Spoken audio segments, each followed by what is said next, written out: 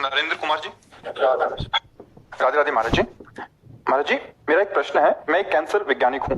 मैंने 5 वर्ष अमेरिका में भी कैंसर पर शोध किया है, किंतु एक बार कैंसर हो जाए और वो एक जगह से दूसरी जगह फैल जाए तो उसका कोई इलाज नहीं। किंतु आपने बोला कि महापुरुषों की कृपा से वो भी ठीक हो सकता है। आपने दातुन करने वाले और संत के कुल्ले करने का उदाहरण दिया। महाराज जी, विज्ञान और अध्यात्म में मैं कैसे समझूं? क्योंकि जैसे प्रारब्ध भोग है तो पूर्व पाप से आया है, उन्होंने अपने तप का ट्रांसफर कर दिया और उसको प्रारब्ध भोग को अपने ऊपर ले लिया, खत्म हो गया। अब ये सामर्थ्य तो अध्यात्म में है, विज्ञान में तो है नहीं ना। हाँ, जैसे आप अज्ञान से युक्त होकर के विषयों में विचरण कर रहे हैं और संत ने कृपा दृष्टि से देख लिया और संकल्प किया इस जीव का उद्धार हो जाए, तो आपकी चेतना में परिवर्तन आने लगेगा। आपको साधु संग अच्छा लगने लगेगा, भगवान का नाम अच्छा लगने लगेगा, दूसरों की भलाई करना अच्छा लगने, पाप से घृणा होने लगेगी। ये स्वयं से नहीं हुआ, इस संत कृपा से हुआ। कृपा से कुछ भी हो सकता है। आप अपनी संपत्ति का ट्रांसफर कर सकते हैं ना, किसी को कर सकते हैं ना। तो भजन रूपी संपत्ति का ट्रांसफर जब किसी के ऊपर कर दिया जाता है तो उसके पाप को अपने में ले लिया जाता है। ये संकल्प शक्ति महात्माओं में होती है। देखो, विज्ञान हमारे शास्त्रों से निकला कोई अलग नहीं है, बिल्कुल समझ लेना। जो जिन मिसाइलों को, जैसे हमारे आग्नेयास्त्र, उन्हीं से बनाया गया है। वारुणास्त्र, विविध प्रकार के अस्त्रों का, विविध प्रकार के जो मारक क्षमता वाले हैं, वो पहले से है। कुछ मंत्र के द्वारा होते थे, कुछ उसकी प्रवीणता के द्वारा होते थे, आज विज्ञान के द्वारा उसका होते हैं। जो बारूद काम कर रहे वही मंत्र काम करते थे।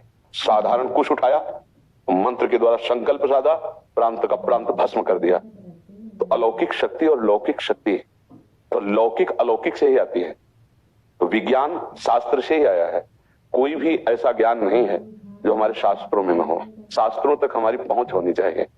आखिरकार इनके अंदर विज्ञान क्यों नहीं आ गया डॉक्टरी का, आपके अंदर क्यों आया? तो भगवान ने दिया, आप यही बोलोगे ना।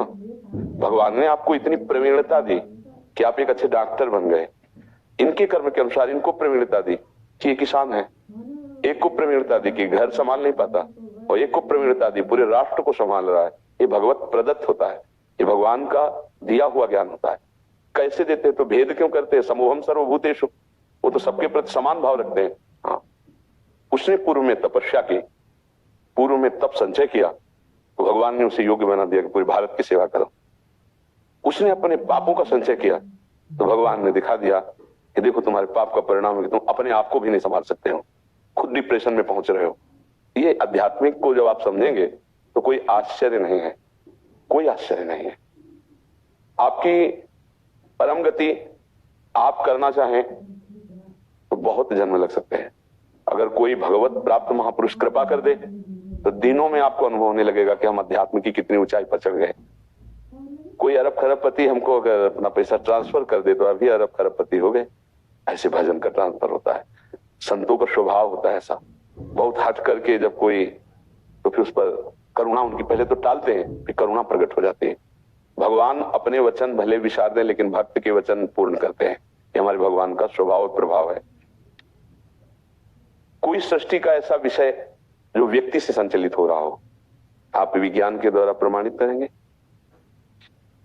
ईश्वर के द्वारा संचालित हो रहा है। आप उसे घटनात्मक रूप लेकर के केवल क्रिया की व्याख्या कर सकते हैं, कारण की व्याख्या नहीं कर सकते। ज्वार भाटा आया, एक क्रिया है, क्यों आया तो उसको बताया ऐसे से ऐसे ऐसा हो, लेकिन ऐसा क्यों हुआ, उसका कारण बोलेगी ईश्वर। मानते हो ना? हर घटना, हर परिस्थिति, हर प्रकृति का जिसने सृजन किया है वही इसका कारण है।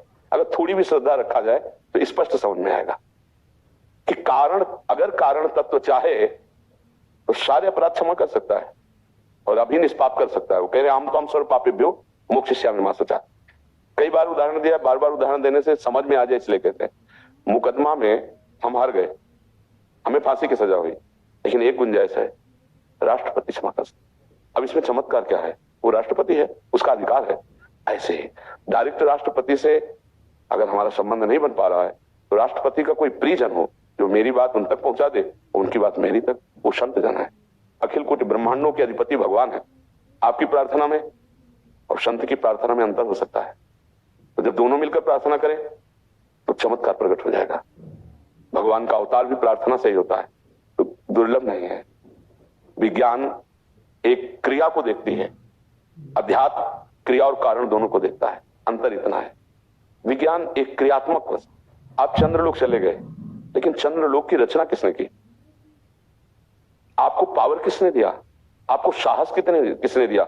आप मृत्यु को भुलाकर उसका अनुभव करने जा रहे हैं, पता नहीं लौट के आए कि ना आए। ये बल किसने दिया? विज्ञान ने नहीं, ये भगवान ने दिया। आप सोचो, ऊंचाई से नीचे देखने में सैकड़ों ऐसे होंगे जिनको डर लगता है, उनको ये बल दिया कि पूरा ब्लास्ट भी हो सकता है, आपके चिथड़े भी उड़ सकते हैं, पता भी नहीं चलेगा कि आप कहां किस प्रांत में गिरे, और वो साहस कर ये भगवान बल देते हैं। तो हमें लगता है कि थोड़ी भी श्रद्धा की जाए तो पता चल जाता है। जैसे आप डॉक्टर हैं,